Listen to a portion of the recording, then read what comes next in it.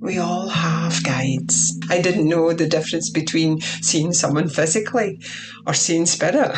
My father, he was an extremely, absolutely amazing medium. And my grandmother was psychic as well. I'm welling up just listening to your story. I know, but it's honestly. Thank goodness. So we've got two different energies connecting to hold me in the space. And this is the one who showed himself to me when I was 4 years old. Hello, beautiful souls, and welcome to the Medium's Table. I'm your host, Michelle Gardner. This podcast is your personal invitation to join me at the intersection of the everyday and the extraordinary. Together, we'll explore the magic of mediumship, share spiritual stories, and connect with fellow mediums on this incredible journey. So grab a seat, pour yourself a cuppa, and come join us at the Medium's Table, where spirits gather and stories unfold. I'd like to welcome to the show an amazing woman. Now, Debbie, I haven't seen you. I haven't actually worked with you, but I've seen you around a lot on social media.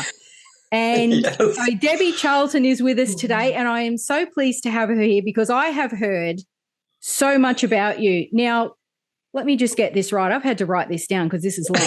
You are a trance healing medium and tutor. Have I got everything right? You have, my dear. Thank you. And it's lovely to be here. Now, I do believe that my sister spoke quite a bit about you and very highly in her previous interview. And it was like, okay, I have to have this woman on the show. Get me her details. Bring her on. Exactly. But I have seen you over the years in other groups. So I'm familiar with, and I'm very, I just want to let the audience know, I am actually very choosy who I, have on the show, which guests I have. And as soon as, my sister just raves about you, and I'm like, I have to have this woman on because I'm familiar as well with your, with your morals and ethics, with your integrity and the work that you do. And so, this is why I'm like, nah, she has to be here. This is a have to. So welcome to the show, Debbie. That was a long introduction. It's lovely to be here. It's lovely to come and sit with you and just come and share myself with you. Yeah, absolutely. Yeah. And, what I like to do in the first episode when I bring someone on is I love to hear how all this came about. Like where and how did you get to where you are today? Sometimes I wonder that myself, Michelle. It's like when you don't have a plan, but they have a plan for you. That's true. Exactly. Yeah. Well, my story, will we start with my story then? Definitely. It's a good starting point. Good. It is, and it's a lovely story. I always look back at my life and I think, I'm in awe of the people that were in my life that took me on this beautiful journey, and that's what I call it. We are all in our journey, and it's the people that we have around us that enrich that journey, but teaches us so much lessons. And I was blessed, and I don't use that word lightly, I mean extremely blessed by the parents, grandparents that I had in my life, starting from a young age. My father was my tutor. He was the one that taught me all these beautiful lessons and nurtured me spiritually as a child up into adulthood. And then I had my mother, who was my grounding. She kept my feet on the ground. And this, when I look back now, I can see the beautiful balance. And this is what we have in life. We have the balance spiritually and physically. So physically, the physical body, spiritually, the mind, the expansion of self, And as I said, I was blessed from a very, very young age. I was a very extremely sensitive child, very, very sensitive. And sometimes I would have looked at that as being, oh gosh, why do I need to be like this? But then I realised the beautiful gift of how we tune in through that sensitivity. And this is what's beautiful. So yeah, from an early age, my father walked this path with me until he passed to spirit. He taught me about how we connect with spirit through the breath. The breath is the most important thing. The breath takes us into an experience and also takes us out. It takes us into the beautiful alignment within. So, you know, my early age, it was a very subtleness of how father would have connected. Would have connected through nature. He taught me about nature. He talked to me about the presence of the earth, our presence on earth, and the learning. He taught me about the many lessons that would come forward for us. Sometimes we're not even aware of it, but it teaches us to be aware, and it's the awareness. It's awareness of everything around us, but keeping ourselves centered. And you know, and I was really blessed with that. He nurtured me. He nurtured my spirit. He nurtured my soul right through his life. He took time out for us. There was 4 of us in the family. I have 2 brothers and a sister, and I just remember the amount of times that we would have spent time not only in the beach but actually in the forest. And the things he would sit with us and he would explain, even about the streams, about the water, the preciousness of the water, of the streams, the purity of the water, being in touch with the energy. So we used to talk to him about energy. Now, a lot of the things he said to me didn't make sense to me at the time, but he was planting that seed within me. So as that I would, in time, that seed would blossom when the time was right. Many times I would ask my father questions, and I would maybe even say things like, Dad, nothing's happening. Why is nothing happening? And he would say to me, think about yourself in a corridor and you have all these doors, all these doors closed. He says, you're waiting for your door to open. These other doors aren't for you. You're waiting for your door to open. And so this was my way of noticing that when we are feeling nothing's happening, as he used to say, there's so much more that's happening behind the scenes. And what you're learning there is trust. You're learning to sit within the silence of self and wait for the time for you to move forward. He also taught me the importance of healing. He taught me the importance of self-love. We have to love ourselves. If we don't love ourselves, how can we share that love with others?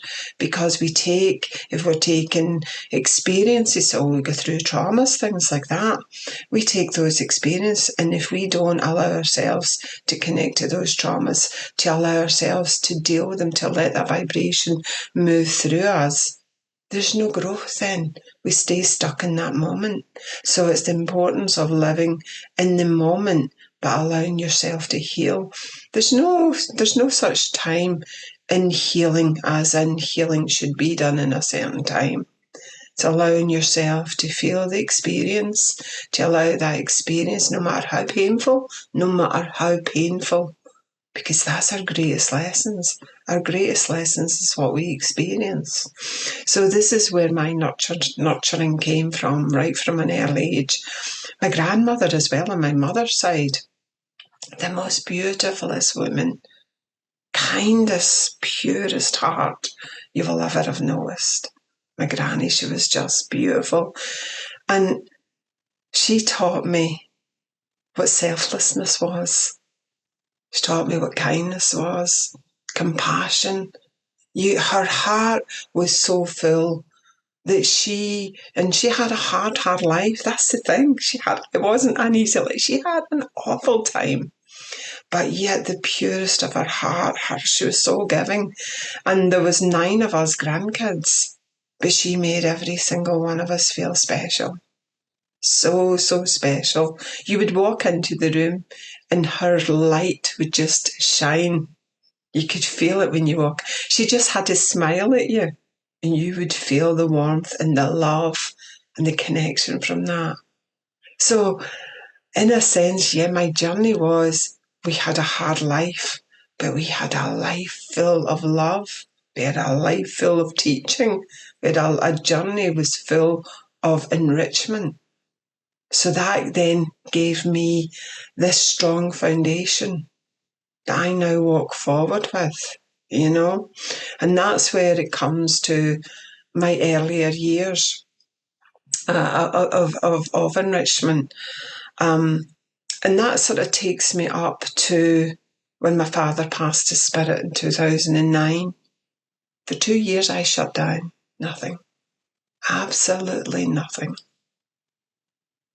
No, and what that taught me is there is no time scale on grief. You have to honour yourself, first and foremost. You have to honour yourself. You have to allow yourself to sit and go through each stages of grief. And honour those stages of grief. Allow yourself to experience them. Because when you come out, well, could say the other side, you've learned another lesson. You have learned this most beautiful lesson. And what is that? How you can hold space for another. It's going through. We will never understand unless we experience. And when we experience, every single experience that we go through enriches us to be able to save and hold space for another. This is what life is about. We are all in service. We come here to learn the lessons that have been brought forward to enrich us. And what is the point? So that we can stay authentic. That is the point. You cannot reach another person if you're not authentic. And this is what life is about. Life is about being there for someone else, no matter what, without judgment. And how hard is that not to judge another because of maybe what you've experienced? Our life shapes us. Every experience you go through shapes you. But if you let it pull you down and become hardened through those lessons, I'll tell you now, those lessons will keep coming back to you. Will keep coming back to you until you allow yourself to face this lesson.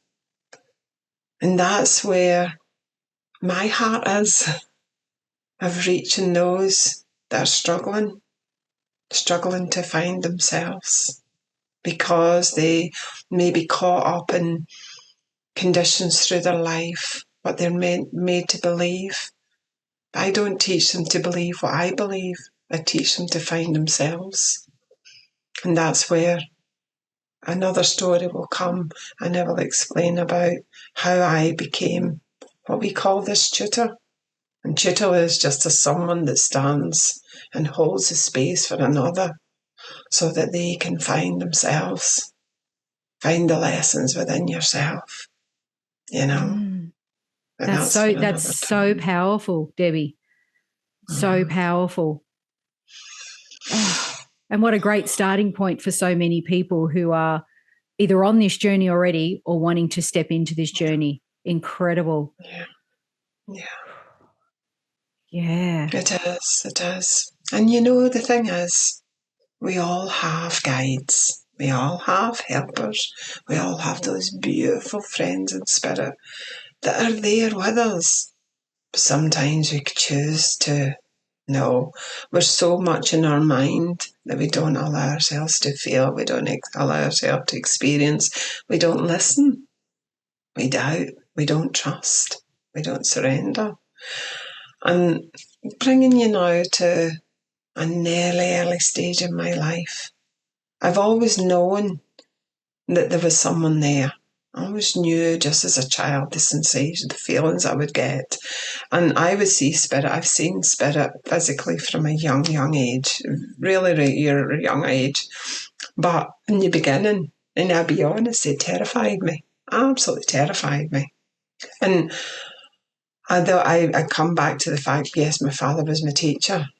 But at the time, I didn't even tell my father what I was seeing because I didn't know as a child. I'm talking about 4-year-olds. I didn't know what I was seeing. I didn't know the difference between seeing someone physically or seeing spirit.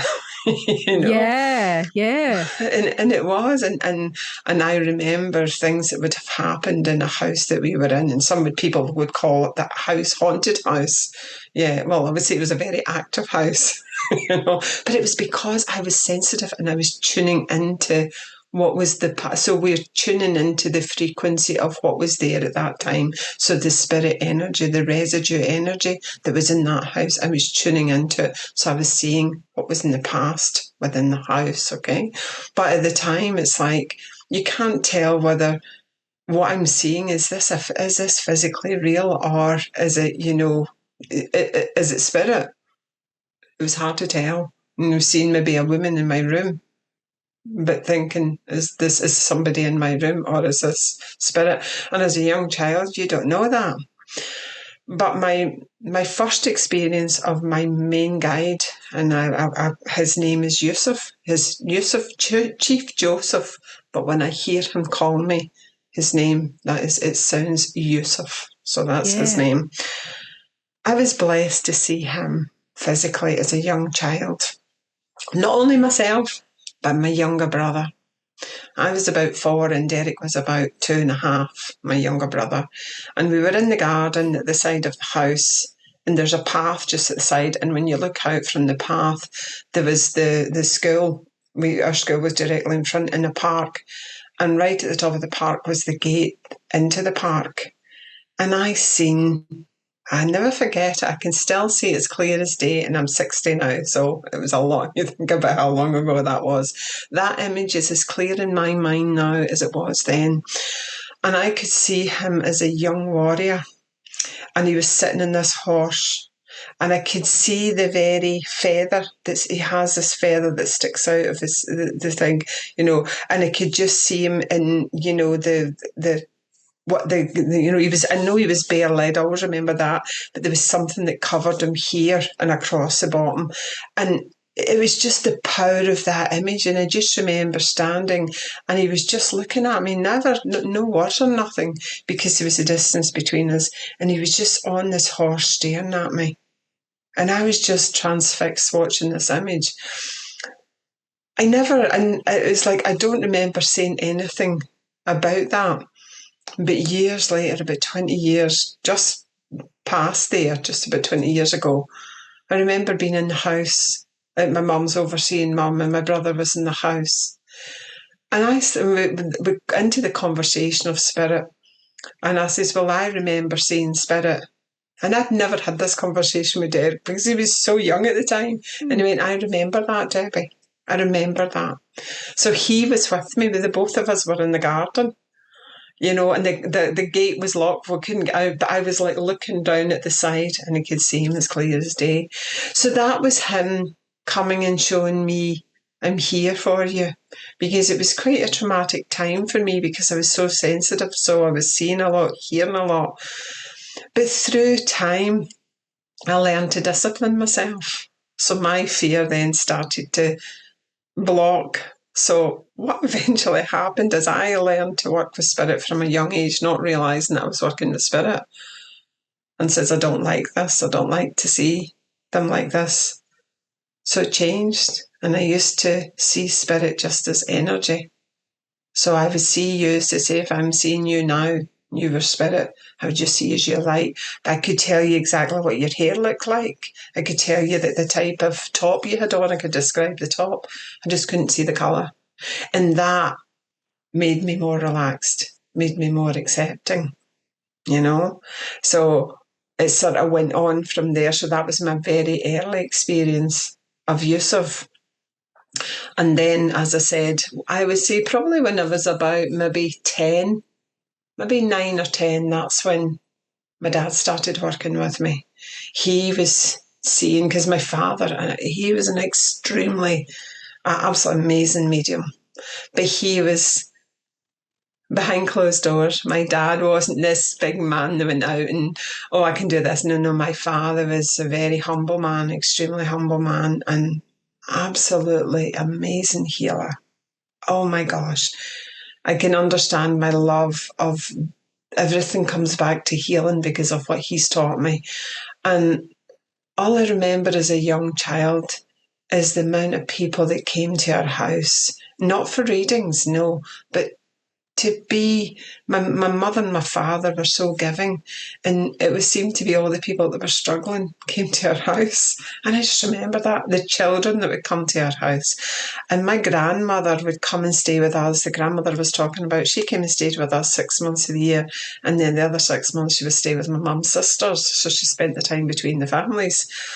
But I always remember in the summer, our house was always full, and no matter what time of the, it was there was always children there, and she used to make these big pies, and my grandmother was psychic as well, so you can just see that all this nurturing, it was like overload, but it was in the most beautifulest way. And she would, she was crippled, she had a club foot. She was walking with her wee sticks or her Zimmer, even from a young age. It was her brother taught her to read and write because she couldn't go to school because at that time, going back that time. But it was like, to give you the essence of the story of her and my father as well. My father's mother died 3 weeks after my dad was born. So he was left with his grandparents. Yeah. So he never knew what it meant to have family in that sense, like his mother and father. And there was another story behind that, very heartbreaking story with regards to his mother. But my grandmother, although that was her son-in-law, but this was her son, she lost a son. So my father really took that place. And the bond between the two of them was absolutely beautiful. So she was this nurturing as well of all the children that came. And she would make these big pies, and I just remember in the afternoons, and all the children used to come, and everybody in the town called her Nana Jones. Everybody. So there was just this beautiful spirit. Her spirit also had such a major impact, and that's why I wanted to bring that in. Such a major impact. But psychically, she also taught me, she taught me to read things through the energy of others as well. And that's something that I learned as a young age. My friends, I was reading the energy of them. So it's like, and what do I mean by that? So if I would say, how are you feeling today? And they were like, I'm okay. No, how are you feeling today? Because I could feel the energy was off. So she taught me that side as well. So I had that taught from that side, and then from the much more physical stuff, my father, So it was beautiful in that sense. But that then took me on to, as I say, my father started really working with us, and he would talk to us about the breath, the importance of the breath and how the breath, and really feeling the breath and how the breath will change and how we learn to flow with the breath to take us into the experience. And what I always found as well, through my teachings, I always say to everyone, find your own breath. Find the rhythm of your own breath first. If you can find the rhythm of your own breath and sit within the silence of the connection of the breath will take you where you need to go. You don't have to do anything. But this is what we call the surrender and the letting go. Through that, you will experience this beautiful expansion that you can't explain. You can't explain. And I remember, to give you an example, I remember working with a client a good few years ago now. And I'd been working with him for about maybe 6 months or so. And he says, Debbie, can I ask you something? He says, what do you think about these psychedelic, drugs for hallucinogenics for taking you in? And my words to him was, why would you need to use a substance when you can do it yourself? Yeah. Yeah. I says, is it not better that you experience it and you work on it so that you enhance that experience, that you can go to that place yourself without the aid of something else? I says, now that's my opinion. You have to find your way. And that's what I say to everybody. I'll come and I'll give you the advice, but you have to find your way. And this is what the journey is about. And that's what I found. It's like, Dad, I remember saying to Dad, he was the most gifted medium. And so was my sister as well. My sister, she's an absolute amazing medium as well. But it's the same again. She does things quietly in the background. It's like I don't do readings. I don't do, because it would drain my energy. It's not what I'm here for. I'm here for healings. I'm here for teaching. This is where I was put. This is what my purpose is, and I know that now. It's helping people find themselves, not find me, but find themselves. You know. Yeah. It's so important, because it's like you will have a completely different way of working than what I do. So I'll give you the tools to find where you connect, so that you can then start to unwrap these beautiful parcels that's within you. Yeah. Discover it, discover you. You're discovering you from everything else stripped away, Yeah. and that sort of leads me into the beautiful gift that I had with Dad. I mean, like, he taught me to see energy in the dark. Something as simple as that. How do you see energy in the dark? And he used to talk about, well, what you're seeing isn't real. But what do you mean what I'm seeing isn't real? And then looking at it in a much more scientific way as well. We would look at it from both sides. So that's where I was up until 2009. And when he passed his spirit in 2009, I just felt as if my world really had collapsed. But now I understand now that I needed that to take time for me. And a lot of people don't realise that, see, when we're actually in the depths of our despair, that's when spirit are working with you at the closest. That's when they're holding you. Yeah. They're guiding you. But you think about it, you become so subdued. And when we're subdued, we're actually more open to receive. And that's for the healing. So think about how the healing. And that's the one thing I love. I work in our local church here, and something I'll go on in another story. It's another beautiful story. But I just want to bring you how healing works, in a sense, right? We talk about the different stages of grief. And I'm a qualified healer, and I work in our church, our local spiritual church. And you have someone comes into you, okay, they've lost a loved one. And when that person sits in front of you, and it's like, when I look into the eyes, it's like the light has become so dim. We all have this beautiful light within us, and the light has become so dim. So that first of that stage of that healing, as we sit and we just hold that space for them to be able to release, whether it's emotion, maybe they want to talk, or maybe they just want to sit within the healing that's been sent. And remember, you are your own healer. I don't heal you. You are your own healer.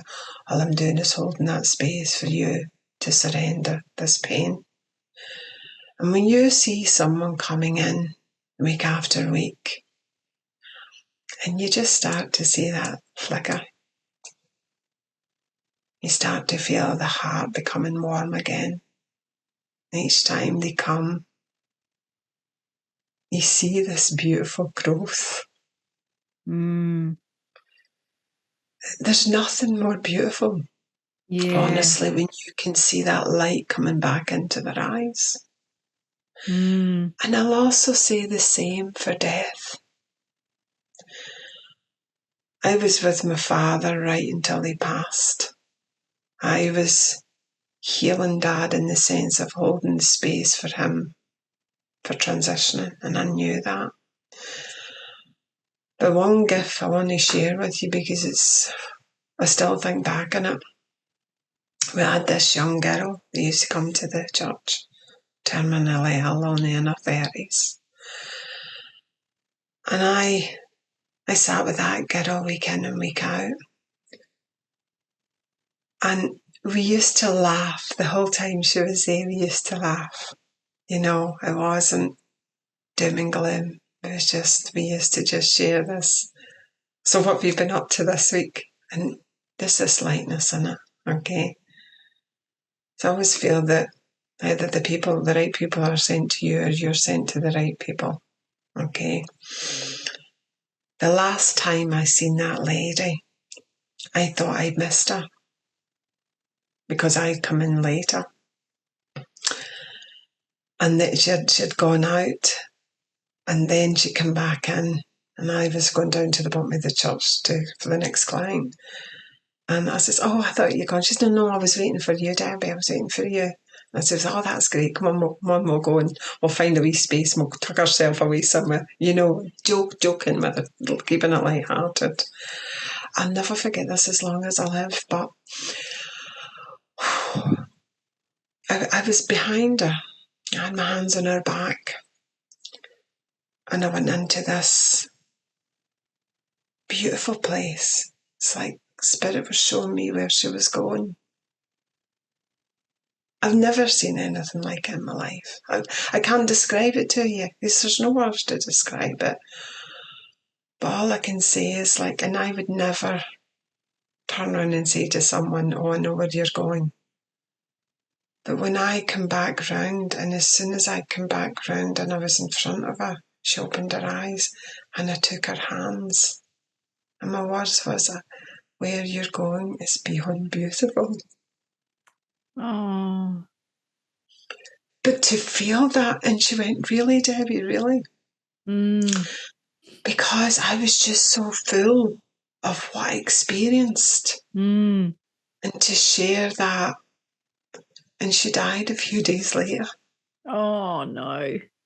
I'm welling up just listening to your story. I know, but it's like it takes me back. That's what enriches me, and that's why everything that I do is sacred to me. Everything that I do is sacred, and that's what I teach. That's what I teach her. This journey is sacred to us. Yeah. Oh, I've got to wipe my tears. Why do you think I keep hankies? Oh, keep hankies. Jeez. Oh. But I can feel that from you. Like I can feel your story. It's, it's like I don't need to be there because I can feel that energy, and I really hope the audience, when you're listening, you can feel that essence as well. That's just, oh wow. What an experience. Do you know what I say as well? It's like, so the words were the healing. Yeah. The words were the healing, because I can say something to you and you think, "Oh yeah, it's nice, Debbie," but if I say something to you and you feel it, what is happening is we are feeling the emotional healing that was taking place at that time. There is no such a thing as time, so we're taken back to that stage, and you are feeling what I was feeling and what she was feeling. Yeah. And that's the gift. That's the gift. This is why. So I was able to hold that space for her unconditionally. Yeah. Not thinking about it, just being there and being present with her. Yeah. And that's the healing. That's what it is. Yeah, exactly. So take a breath. Oh, look. We're better, honestly. Thank goodness. Let me just... Anyway, my makeup's probably halfway down my cheeks, but that's okay. Oh, honestly, it's I just think that, and then you can understand, Michelle, when I say I'm blessed. You can understand it. I mean, I'm not just, nothing's ever superficial. It's deep rooted. And that's what I mean by, it's not a fluffy journey. It's an emotional roller coaster. This is where our learning has to be like that, Yeah. And then I want to also share with you, and let me see now, 2001, it was before that.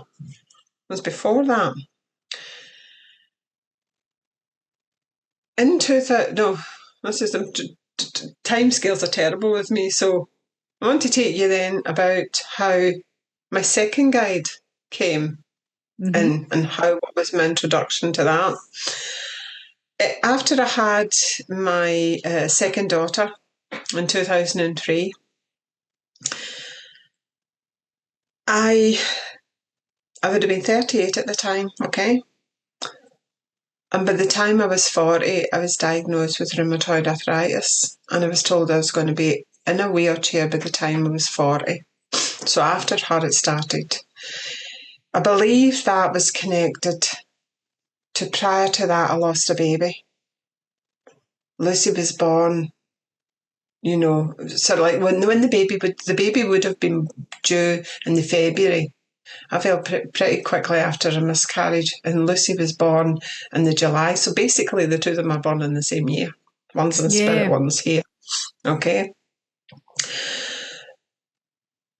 My hand, it was so bad I could hardly walk from here to the door here. That's how bad it was. Okay. My hands were starting to curl in. Okay. And then I started to get, every time I started to meditate, I kept seeing the yin and yang sign. I kept seeing this male as well with me, okay? Didn't know, it was just like I could feel the energy, didn't know what it looked like or anything like that, didn't know who it was, or just could feel the presence. It's like whenever I was feeling really, really down.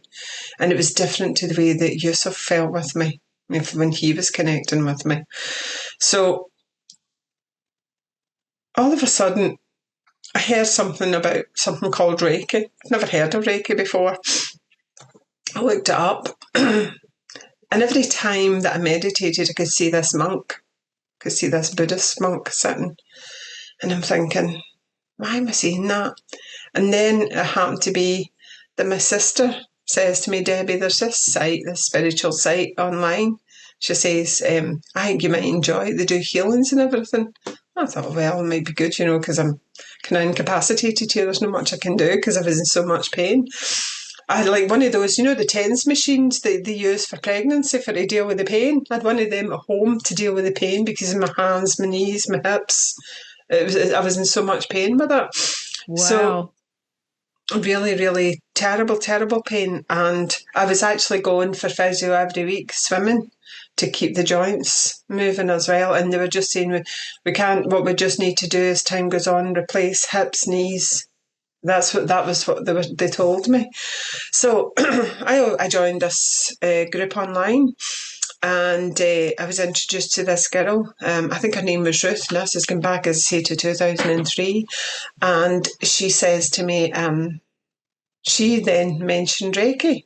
I says, oh, that's funny. I says, I've been hearing this. She was a Reiki teacher. She taught Reiki. And I says, oh, she was doing a course. I said, so could I do the course with you? Can I do it online? And she said, yeah. So we did it online. And then she set up this. So I did the first one online. I did the second one online. But what she did was, I was starting to feel better. And then I went to do, I think it was by the time I'd done my second one, they were doing a retreat and she was coming. She said, so I'll do your like what they call the initiation thing for your second one. So I went along and I was starting to get my mobility back because you do this 3-week cleansing. It's like the whole inside of my mouth all broke out.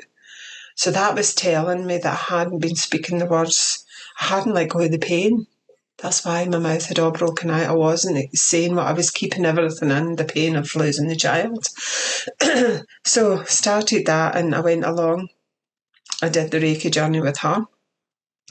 By the time I got to the master level, I went in person to someone to do the master level. You know, this was I'd done the first and the second one. By the time I did the second one, I had my hospital appointment. And by this stage, I was able to walk about. Like within a year and a half, my mobility had come back. And I went to the hospital because I wanted to see what was scientifically what was happening to me, not just spiritually, as in that I was starting to feel better, because I was practicing on myself every day. I was giving myself treatments every day. And also we were doing like practice sessions as well. So we're doing them online. I went to the doctor. Now, when I was first diagnosed, they says the bloods that come back, 45% of my blood showed rheumatoid arthritis. Okay, so that's why it was a higher risk.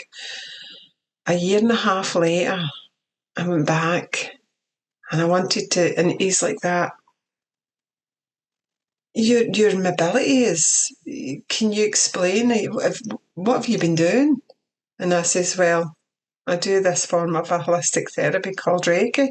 And he went, I've no idea what it is, he says, but I would say to you to keep doing it. Because he says to me, he touched my toes. I couldn't even bend before. And there was Debbie touching her. And he's like, this was my specialist. And he's like, and this was like, what have you been doing? Yeah. Wow. I got the bloods taken. And my doctor phoned me at home and said to me, I can't explain this. There is no explanation, but your bloods are clear. Wow. And the only thing that I'll have now is sometimes just maybe a wee bit stiff in my fingers in the morning. I go to the gym 3 times a week now. Oh, that's incredible. So this is when Eric joined me. This is when I started to know. I remember one time I was working on a client in Belfast here, and I'd gone to her house, and she had this, you went upstairs into like an attic, so she had her therapy bed on, in the middle of the floor, and there was a mirror just in front. So I'm busy just doing my thing, working away, and it's like I opened my eyes, and as I opened my eyes and I looked in the mirror, it wasn't Debbie that was looking back at me. And I freaked. I was like, I jumped. I really did. I jumped. What the heck? Because, like, as I said before, I'd always just seen everybody just as energy, and I was quite happy in my wee place. This is the first time physically I was like, oh my gosh. And I did freak a wee bit. So, come back to the that was after. So going back to the retreat, okay, that's when I first learned about trance. And trance is something I'll talk about in a later stage, but I'll help you understand what I'm going to explain to you about the guides, okay, and seeing them. My sister was going to a thing called Trance, and I was going to meet Ruth for the healing. So I was going to spend my weekend doing healing, doing my Reiki. And you was going to something called Trance. I'd never heard it before, right? As in, I know about being aware, but the word trance, we hear a lot about it now, and a lot of people may not know what it is. But this might help you understand it. So Ange was coming out and she was telling me, we're sitting at, we're just like when 2 sisters get together, we're sitting talking away. And she's saying, oh yeah, Deb, it's amazing. She says, like you're sitting there and people are changing in front of you. What do you mean changing in front of you? It's like you're just learning something.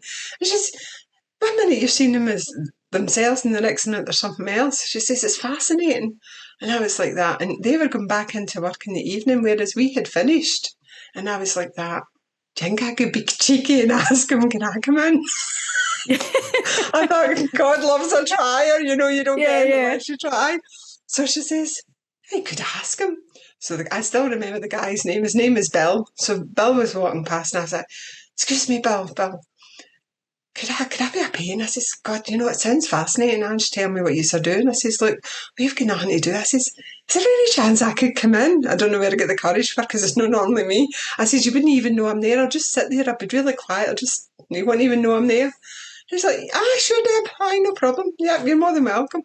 Happy days, yes. So we goes in. You have this cabinet sitting in front of you. This black cabinet, and you can see the front of it, and there's a chair in the cabinet, and you've got the wood at the side, and then you've got the back, so it's all covered in apart from the front. You have this chair in it. So one by one, these people sit in this cabinet, right? I swear to God, I was like, I couldn't keep my mind. You asked Lisa, I'm just like, sometimes I forget I'm the tutor and I'm like, oh my God, can you see that? Oh my God, look. Now look, guys, tune into this. Tell me what you are seeing. I get so excited and this creates the energy. It builds the energy as well. Laughter as well. Unbelievable. So as I say, coming back to the story, I'm sitting and watching and I'm like, this girl's sitting with, black hair, jet black hair, and she's sitting there. I can see this old Indian man. Well, she was sitting, and I'm like, can everybody see this? I could see the very feathers in the head, right? Yeah. I was like, it's not just me. And the next minute, Bill standing beside, Debbie, what are you seeing? I was like, do you not see him? And he's sitting hunched over like this old, wise chief. And he's like, yep, yep. So one by one, and I even got to sit in it myself, and I found it. I believe I was burned as a witch. I do believe I was burned as a witch because I'm terrified of fire. And it's like my mother, as a child, she used to put, then they put the like a, say like a spade in front of the fire, and they put the paper around it, and then to bring the air to bring the fire on. I used to scream when she used to do that. I was terrified. And they actually says that they could see me, they could see fire all around me as I sat. So I do. That's what my fear was, with the fire, and I do believe that's what happened there. But coming back to it, the last one, so the last girl that sat, I can't explain it, but it was like this blue light I could see, and she changed into who I see as Eric, because I recognised him. I could see this man, and there was like this blue light I could see coming across, connecting with me, and I felt that instant connection.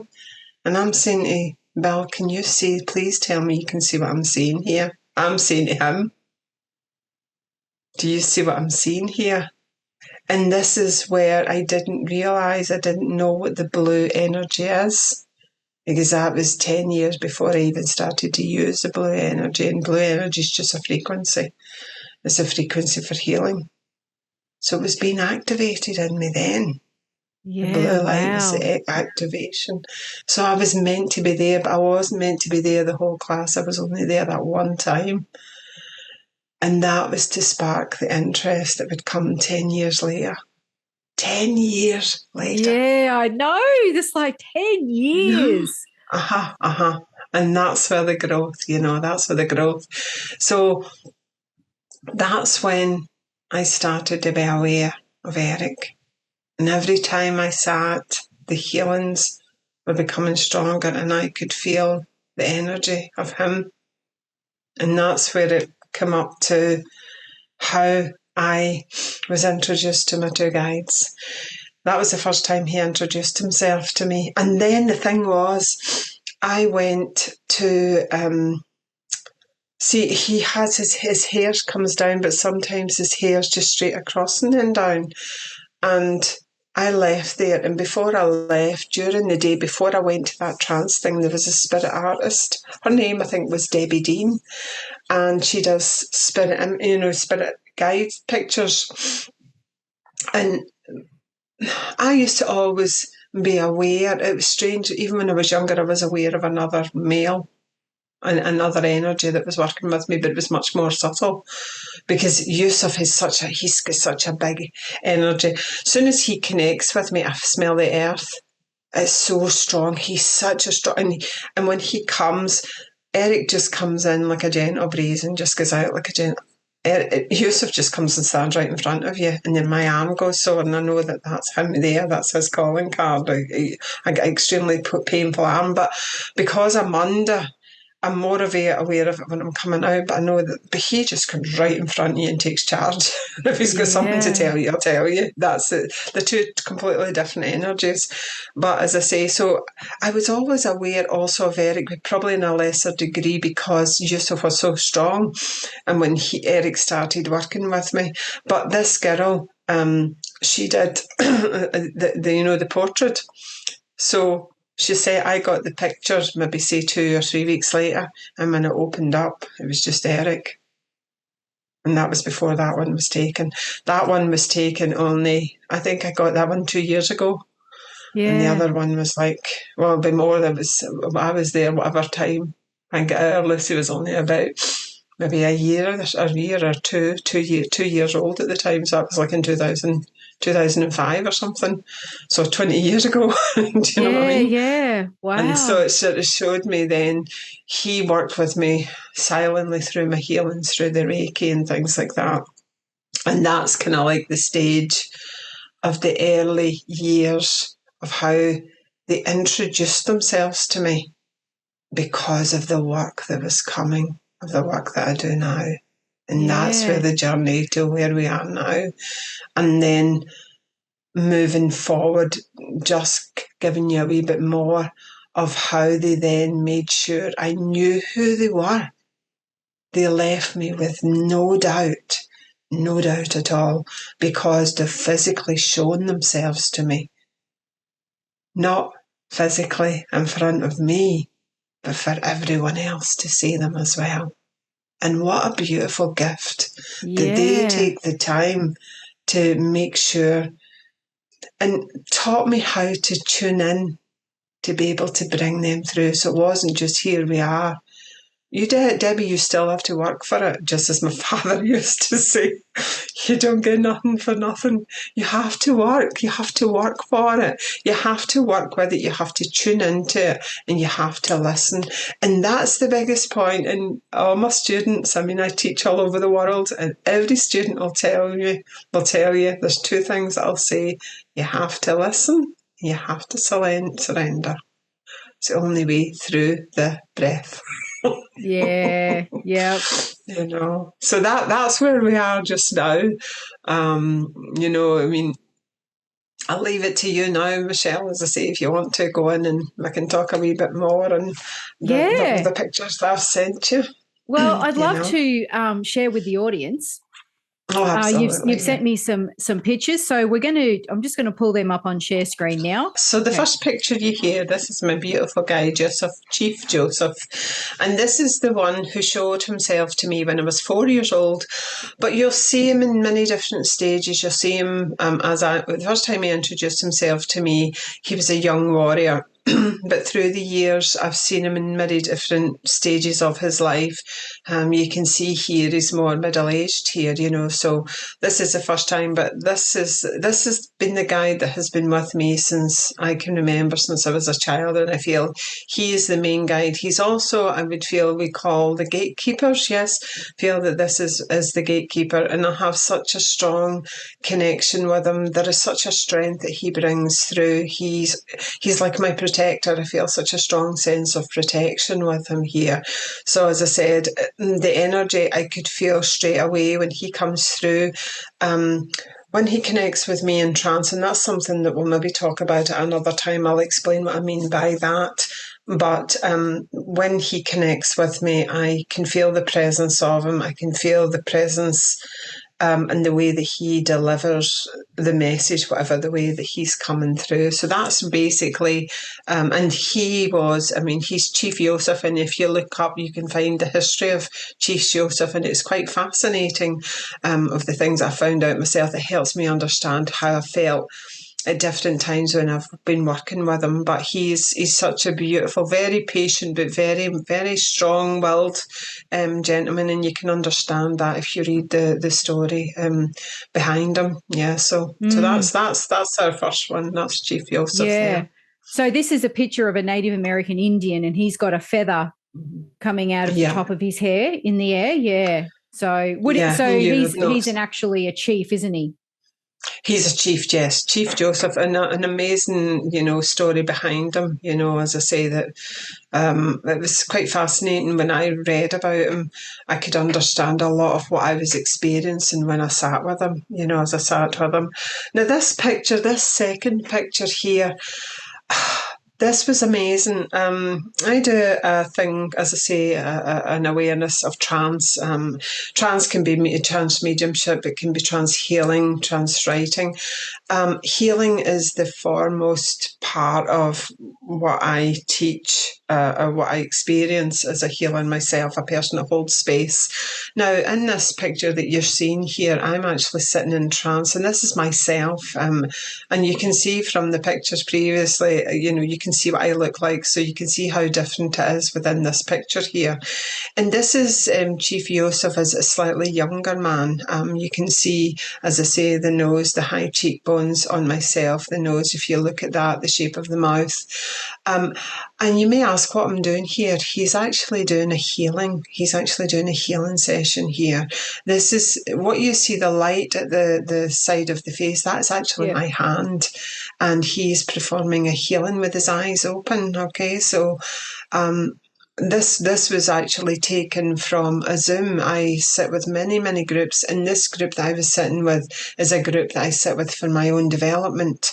And I was sitting in trance this night, and as I say, Yusuf connected with me through trance, and I allow myself to surrender. So he's not taken over my body as such. It's the energy is connecting. So it's like the energy is blending when we think of frequency in terms of frequency and energy. Okay. The energy of my spirit and his spirit are blended together as one, so that then he can work through me, work through the energetic field, the auric field. So this is what you're seeing here. Yeah. And with that, he's performing, he's giving healing to the group. And as I said, you can see that the light at the hand is a completely different colour to the rest of the room. The rest of the room you can see more in red, and you can see the fact that the hand is completely encased in the light. So that is the energy that's been transmitted through this healing session, which was just fabulous. And to actually be able to capture this, you know, and when we played the replay back, everybody in the class was talking about it, but for me to be able to see it physically was just such a blessing. It really was. So that's just a wee explanation of what is happening in the picture in the red, which is, as I say, is myself. And you know, if you actually look at it, you can actually see the feather at the side. You can see, if you look, you can see the thing that's at the side of the head. Look at the shape of the hair, and you can actually, yeah, absolutely. Yeah. Because the hair sits up high, so you can see how the hair's sitting up high at the top. Yeah. And then you've just got the feather at the side. Absolutely. Yeah. Which is, to me, it's more confirmation for me. And why is that important? Confirmation is because it strengthens the belief. And when you believe something, you will let go, you'll surrender. So that the connection's stronger, the healing's stronger, the space you hold is stronger. Yeah. And can I just confirm you're actually sitting in a red light here with a red light on? Yes, yeah. So what's the purpose of the red light? People might be going, why would you sit in a red light? So what happens with me, I've been experimenting with colours, so I've been experimenting with blue and with greens and reds. So I find that red is really good for grounding us. So we don't think in terms of a colour, we think in terms of the frequency, as in that the red will hold us, will ground us. So if we're grounded, then that they can work closer with us. Because what happens, but what do we mean when we say we're grounded? When we're grounded, we can let go of the physical body. So if you think about that, you take the breath in, you breathe out, we let go. We then tend to forget about the physical body. The physical body becomes heavy. So we expand into the awareness more. We allow the mind to become more focused. And with that we expand then into the awareness, so that we can hold the space then, as we say, you know, for this. So I would use red in this sense because he has such a strong energy that I'm guided. I don't just pick a colour at random. I'm guided to what I feel. So intuitively, he's telling me we're using red tonight. Just as the same, I use music a lot in my healings, and I'm guided through the vibration of the music, of what music to use. And this comes through, you know, with whatever work that I'm doing. I have to tune into the spirit and listen to the spirit, to what they need to help them work with me. Yeah. Thinking in terms of frequency. So colours are depicted through awareness. Yeah. So this one here, wow. Now, I'm going to explain just a wee bit about this picture because it still blows my mind. On the 3rd of January, 2 years ago, I was sitting, there's a room next door, sitting in the room next door. And I was guided to come and sit with spirit. So I came and I sat, and I'm in the dark here, apart from a blue light just at the side of my face. And over the next 30 minutes. I watched as I sat, and I was aware of different things happening, but I was blown away when I watched the replay back because I decided to tape it as well. And what you're seeing here, this light, there was no light in the room. The room's complete darkness. So we're looking at this light here. Yeah. And what happened in this recording, and it's something that we may look at in the future of maybe actually showing this recording. But a few things I want to show you here, which is just fascinating. And I'm looking at it and it still blows me away when I'm looking and I can see what's happening here. But it's like this whole room lit up. We're in the dark and the whole room lit up, and it started because you can see the light. But I want to bring your attention to something else also. You can see the eye is open. My eyes are closed. My eyes are completely closed. Yeah. Look at the eye. Yeah, the eyes are open. You can really see it in the light side as well, okay? Yeah, yeah. And what's happening is in the pink part, that's Yusuf. The energy of Yusuf comes right across my face. But in the other side, we've got Eric. So we've got two different energies connecting to hold me in the space as they work with me. Now, that's me that's sitting there. That is me that's sitting there. And you can also see the energy if you look at the neck area as well, okay? This is something that is what I've been working on, I would say, for the past 6 years, to understand how spirit are working with us, to blend with us to such a degree as they are now, and how they are working with the vibration of the energies of the Zooms. So we're on almost like the beginning stages of what is possible now through the way that they work with us. You know, we have two energies connecting here. As you see, you can look at that and it looks nothing like me, but yet the whole tent lit up. I'm sitting in a tent there to really concentrate the energy. The whole tent lit up. And he begins to speak as well, which we can discuss at another stage and let you understand more about that. But this is the energy. There's energy pouring from my mouth. You can see the streaks, lighter streaks. That's energy that's being condensed to hold the energy so they can work with us. It's a fascinating subject, absolutely fascinating subject. But this is what this is. We have got two beautiful spirits that have been with me from I can remember, working with me. And you see this beautiful guide, Yusuf, in the other picture beside us, and you can see him there in the picture in the pink, which is just fascinating. So people might be wondering, when this was happening, did you feel the two merging together on either side? Like, was there a pressure? Did you know, like, how did that affect you physically? What happens is, because I've been sitting for so long, I'm very subdued. So it's not that I'm aware, there's this happening, that I'm very subdued, I'm very held. And it's almost just like I'm sitting watching what's happening with behind the scenes. Something that we need to talk maybe in a later stage, because it's very in depth, because it's how we go from me, you and me sitting talking in this awareness, which is a completely different brainwave, to going down to this extent here and being deeper than the alpha state. So there's something. There's what happens is you're aware, first of all, of the letting go of the physical body, as in the surrendering, allowing the body to become heavy, and then starting to feel the connections. Each energy point becomes activated. The energy starts to move. You're building this power that sustains you, which makes me be able to sit like this. But there wasn't just two here. At the end, my face completely changes and a lady comes in and you see her as clear as day. And that's something that we could maybe look at another stage of maybe actually playing this video, and I can explain the whole process. And this is why anybody that's looking at going into trance or doing trance work, you need to get the basics right. Forget about talking in trance or whatever it is. You need to get the basics right to understand the process so that spirit can work with you. Yeah. You know. And this Yeah. is another one. This one here. Wow.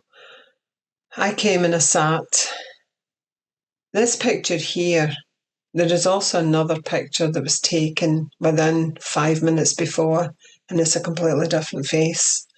This is Yusuf here, that you can see the native guide, the pictures here. But my friend is a friend in America. Her brother had passed away. And the picture that you see before that is her brother with her eyes open. We were showing this picture today because we're showing you the history of the two guides through my early life to where I am now. Yeah. But on another date, I will show you the picture of my friend's brother. And like literally, I sent the picture. I'd seen her brother once, and I says, I need to send this to you. And she was in tears because she says, Deb, I knew who he was right away. So we went from that picture to this one. So it was showing me that it was Yusuf that was working with me at that time to hold the energy to bring this other gentleman through.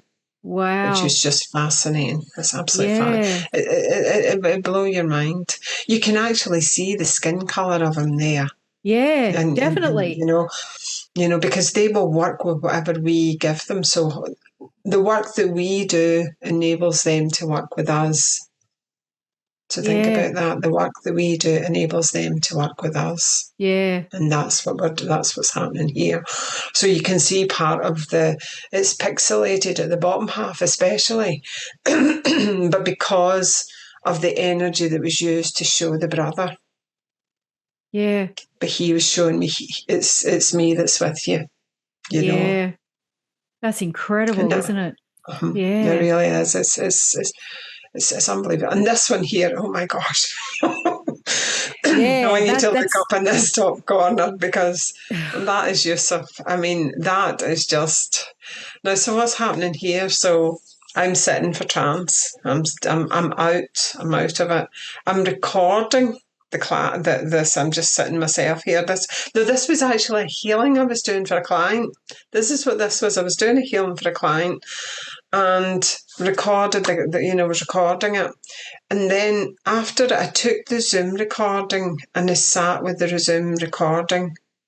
And then I was awaiting to tell you, which is amazing, where you see him, the native guide here, okay, that's actually from a picture that's on my wall. So if you look at my wall, you will see this is where this image came from. My daughter drew this. It's a wall is wall art. She drew this during COVID, and she's very gifted spiritually as well. And she draws, but when she draws, you can see the spirit coming through. We've got many, many pictures of loved ones and spirit in this wall at the side of me here. So as I was actually going through the video, I was drawing at certain times. There was something that would ignite within me that was telling me to stop. So as I stopped, I started taking pictures of this recording. And as I started, I could see I was tuning into the changes in the vibration, what I was seeing, until the picture that I took showed him completely as you see him now. Yeah. And when you look at the first picture that Michelle showed you, you can see that it's exact replica of.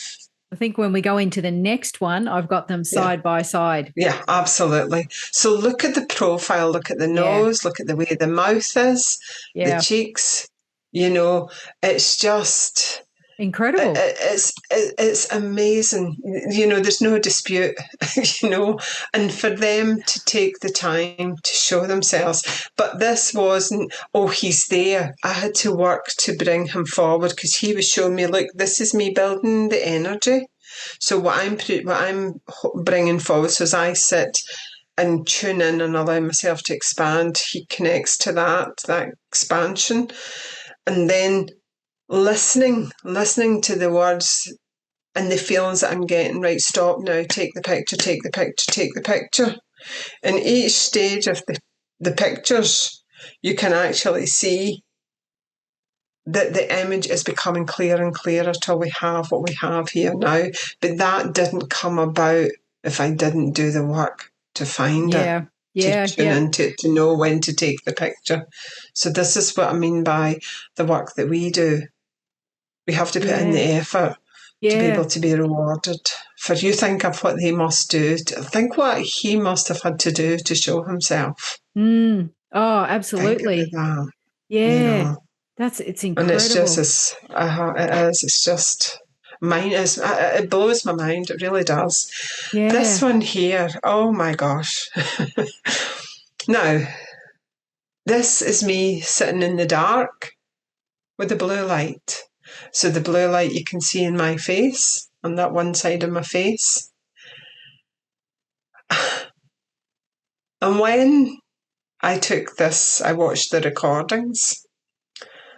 The same again, all of a sudden I was guided to take snaps. I took 10 snaps. And when I looked at the snaps, the background was red. But there's no red in the pictures. I had no red light at all, okay? So what I did, so I'll look at it here. So this red, there's no red. I had no red light on. I just had this blue light on. That's all. And it was in the dark. So as I lightened the pictures, this is what I seen. And when I looked closely, this was Eric in the background. This is my healing guide. This is the guide that works. So in the red, the face within the red, that's my healing guide. Now, what I want you to do is, if we can take it back to the previous picture, Michelle, I want to just explain something, if we can. Now, what I want you to see is the face is out of alignment with my face. Yes. So look at it. Look at it. It's completely out of alignment. The nose is well above my nose, the eyes. Yep. And look where the mouth is, okay? Yeah. It's above, it's almost level with the bottom of my nose. Yeah, so this is where I feel I was just blown away, because he was showing me, yes, I'm here, and he's blended with me. So it's like half of him and half of me, and that's a perfect blend. And what I feel with this is there's total serenity, there's total surrender. It's not he's taken over me. No. It's just the perfect blend between spirit and self. Yeah. And this is what he's showing me. But it's the same again. I had to work to be able to see it. And I could see the image, but when I brought it up, what I did is I lightened it. And with lightening it, I was able to see him as clear as anything. Yeah. So this is what these pictures. Yeah, it's incredible. It's absolutely incredible. I mean, even just, gosh. Yeah. It's the power. It's the power that, I mean, like, and you asked me, how did I feel like this when this was happening? Just total surrender, total peace. And you can see that in my face. You can see that in my face. Yeah. But this is where I think we are just, and we're just discovering the way the spirit are working with us. And we're actually at the moment, one of the things, and we can talk about that as a later date, a thing that I'm working on at the moment is working on, we have actually got spirit speaking to us, physically speaking to us through music. I love that. That's what we're working on just now. And I just feel we have no idea of what we're capable of. No idea. But as soon as we become, we stop ourselves through fear. We stop ourselves through the experience of what is physical, of what we are actually capable of. So this here is just, I was just completely and utterly blown away with that. And this is what I mean by being blessed to be able to understand how to work with spirit so as that we can then bring this. So why is this important, this picture here? Okay, because you could have someone there that have those most beautiful gifts within them. And hopefully seeing this will help them believe what they're capable of who they are, or capable of knowing who they are. And just to you know. reiterate, you had a blue light on, yet this is all red in the There's no background. red light at all. Yep. All red. It's complete darkness, and all there was the blue light. Yeah. That's all So, there was. There was no red at all. yeah. So for those that are listening, Debbie's face is half blue, and then you've got this red coming over it's consumed half of your face, basically, hasn't it? And all around you is red, but you had a blue light on in the room. Just incredible. Yeah. But the main point about this, and this is what fascinates me, is the face isn't even to mine. It's not as if, all right, you look at Debbie, there's half that face here and then there's half the face. The other side of her face, it looks as if there could be someone. The face is out of alignment with mine's. Is completely out of alignment, which makes it more so. That's the point I want to bring across. You need to look at the alignment of the face here. Yeah. And it's completely out of alignment. And you see it more, as I say, we're showing this one because we're showing you that the red. So coming back to there was Spirit bringing in the colour that I didn't even need to use. Yeah. They brought the colour. So incredible. The communication, was the blue. They needed so remember when we talked about the story about giving the blue colour when I've seen the first trance demonstration, and the blue light that I explained, so you can understand why I'm in the blue and why the blue colour was really important to me at that time. As soon as I started in my work, I would have sat a lot of time in blue because this is what I was drawn to. And I've seen me actually, honestly, I remember I also sit for physical mediumship now as well. I have been doing that for about 5 years with a group of friends for my own development. And what I'd noticed, they used to laugh at me because I would put on a colour. I have a colour here it's a bulb that's got different colours. Spirit would change the colour.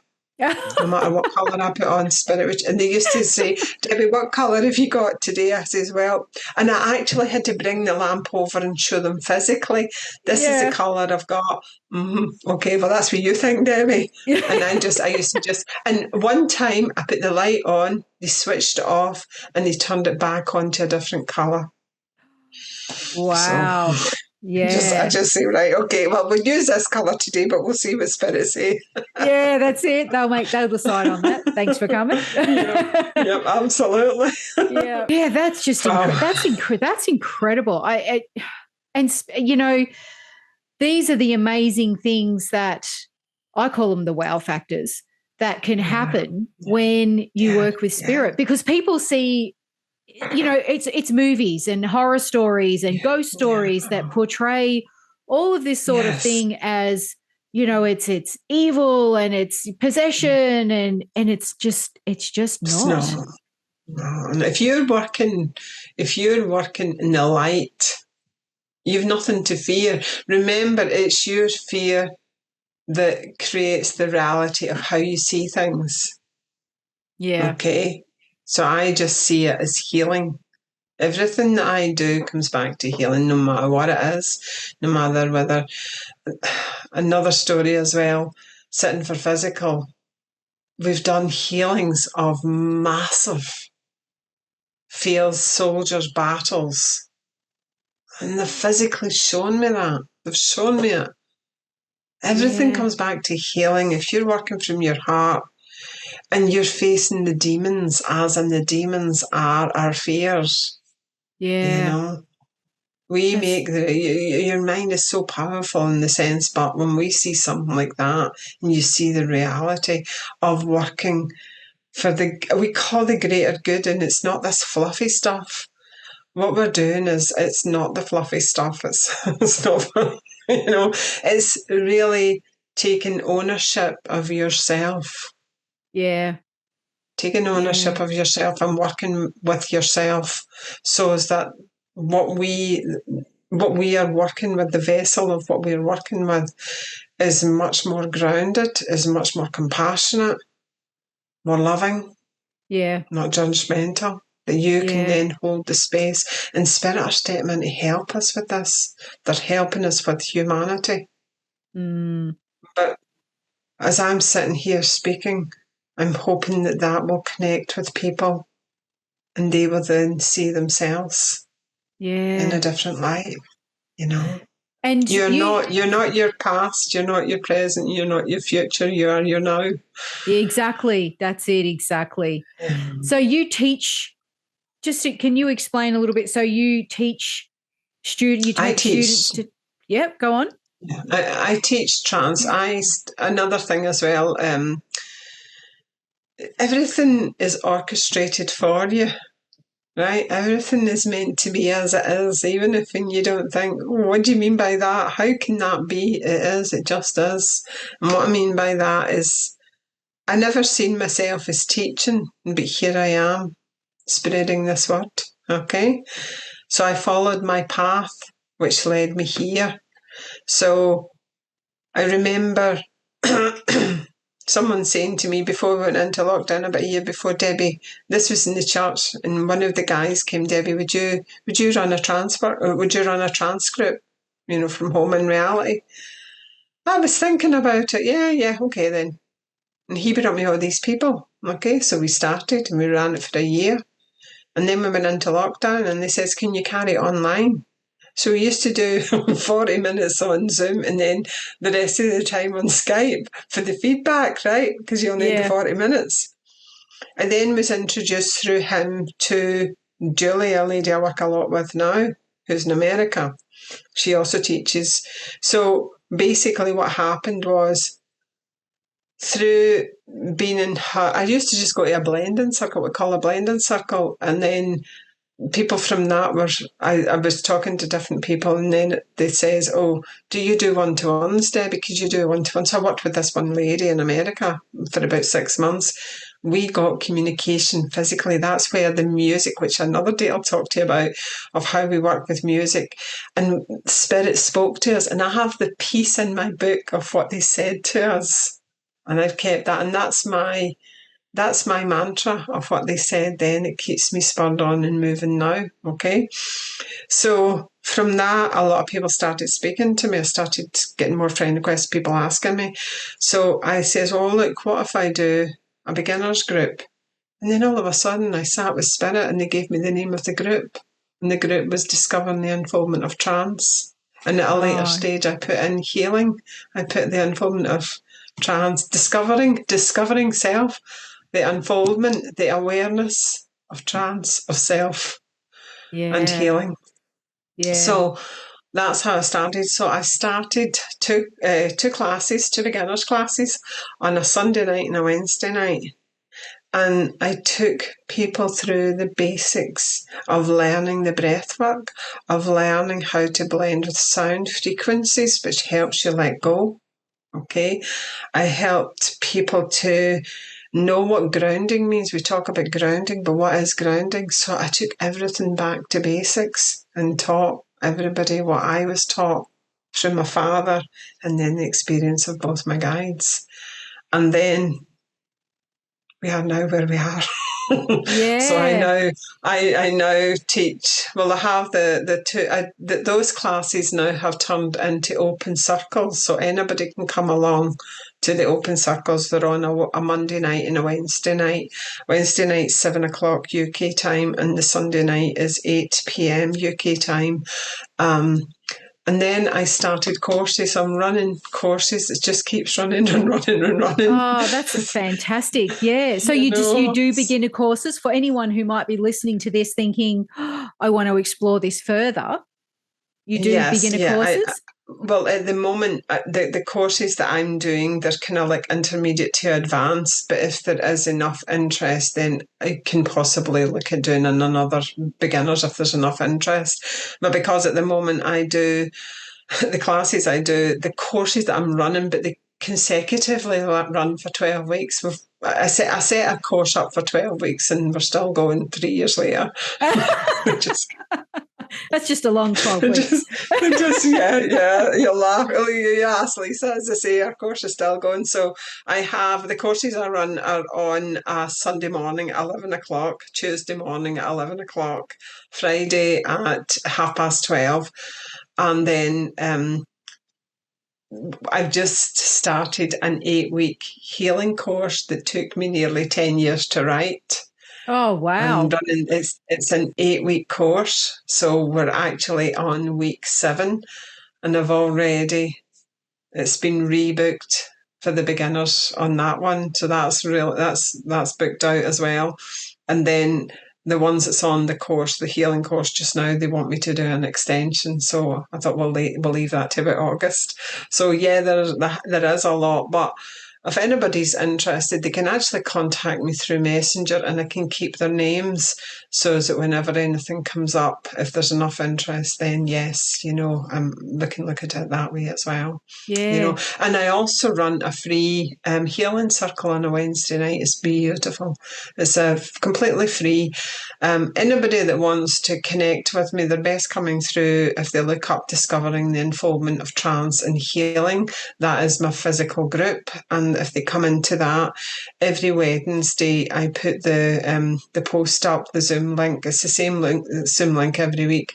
And the healing is beautiful. We have people coming that's been coming for years to the healing, and it's just beautiful just to come and sit in the energy and receive healing and also send healing yourself.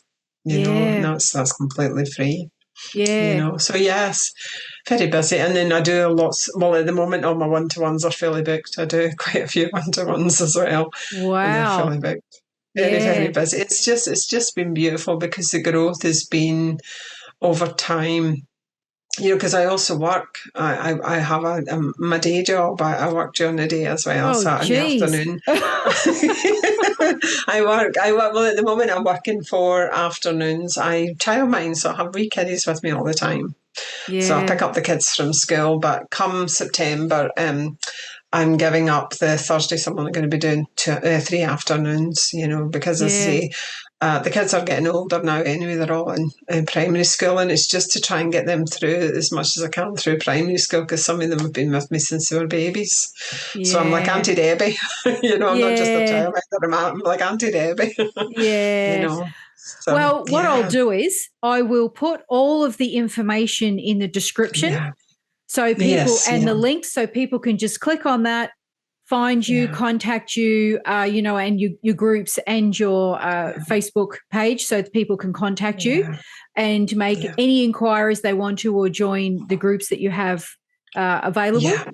And that way, we want to make it as easy as possible to, for people to reach you and have these amazing experiences and, for their own unfolding itself. Yeah, exactly. Growth is beautiful. It's just beautiful. Yeah. No, definitely. As I said, we started off, it's like how many people? 10 people, and like now we're connecting all over the world. And what I love more than anything is to see the growth in my students. I love to see them getting on, and I have no restrictions on my students. It's like, a lot of people would say, if you come with me, you can't go to somebody else. No. This is your class, not my class. This is for your growth, not my growth. My growth comes through my students. That's where my growth comes from, my students. Yeah, I love that. I love the no ego, because you see it a lot, in spiritual, with teachers and other spiritual people. And I just, so unnecessary. And I just love that you're purely yourself. What you see is what you get, and I absolutely love that. So thank you so much, Debbie, for being on the show and sharing your journey and the amazing, what I call wow factors of your life. The amazing, steps that you've taken and how your journey's unfolded to where you are now. It's incredible. And now you're teaching others, which is even better, giving back to the world. That's, I love that. So thank you so much, Debbie, and I look forward to having you back on the show very, very soon. And I look forward to seeing you then.